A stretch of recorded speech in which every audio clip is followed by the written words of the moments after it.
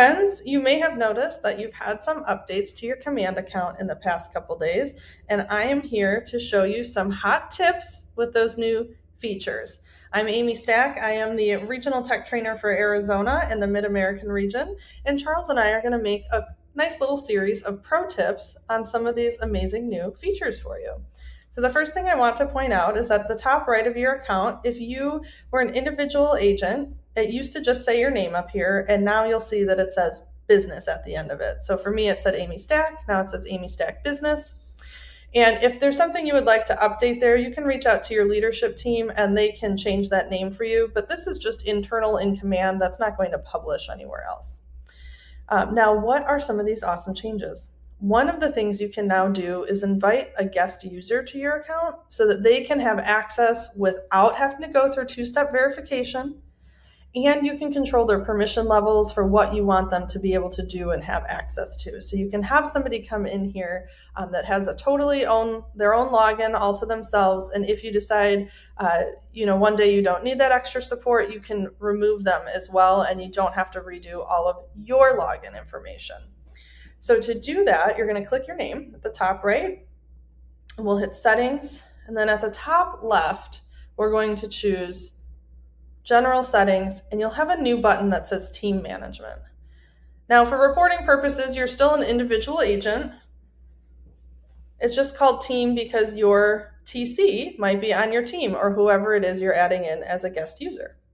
So to invite a guest user to your account, you'll come up to the top right and hit Invite Guest, and you'll put in their name and email address. They will receive information to set up an account or to log in if they already have a guest user account created, because we know lots of our TC partners out there work with multiple agents, so they don't need to toggle between several accounts either. So you'll fill this out and hit invite, and they'll receive an invitation.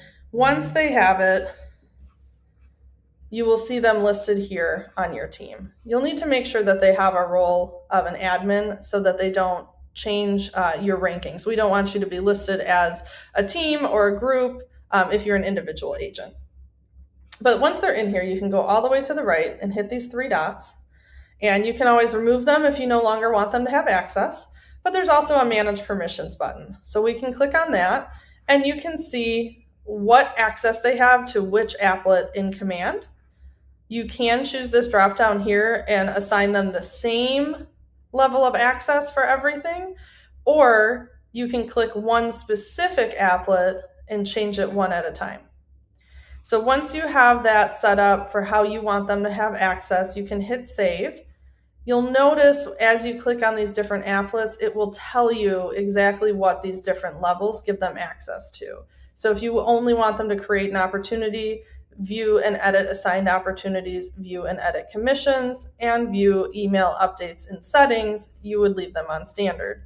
If you want them to have access to all of these things, you would update them to unlimited. I'm going to hit cancel, but you would save that to lock in all of the changes you want. And then that person would have access to those applets on your account. Now, one of the other things you can do once your guest user is set up is you can actually assign tasks to them. And there's a couple ways you can do that. One is through the task applet here. I'm going to scroll down. I made a task. I have a lot of sample ones in here. And you can see this one is due today and Ken was assigned. So Ken is that guest user. So it just shows up in my tasks, but I can see that he's the assignee. So to do that, you'll create a new task. You'll name it what you want, put whatever details in there you want. If you want to link it to a contact or an opportunity, you can.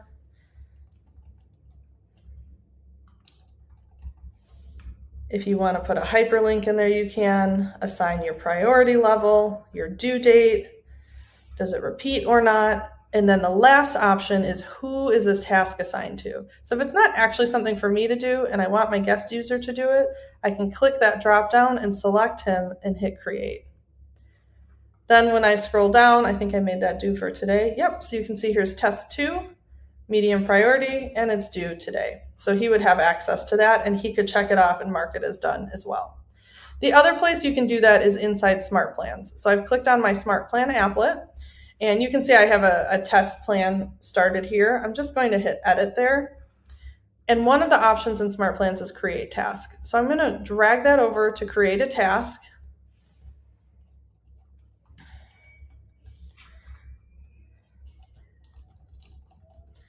And kind of fill these screens out for what that task would be.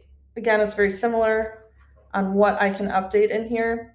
And it's currently defaulted to assign to the designated agent. Now, I'm the only person on the team other than my guest user, so I'm defaulted as the designated agent for all my contacts. But if I uncheck that box, I can click this drop down and I can say assign it to Ken. So then I would be able to add that step. And when I add contacts to that SmartPlan and the time arrives, Ken would get the task to do the thing associated with that contact and that SmartPlan. So you would just hit save, and then that would be ready to use for you anytime you want to add a contact to it. So those are some of the cool things you can do with your guest users. Stay tuned for more info.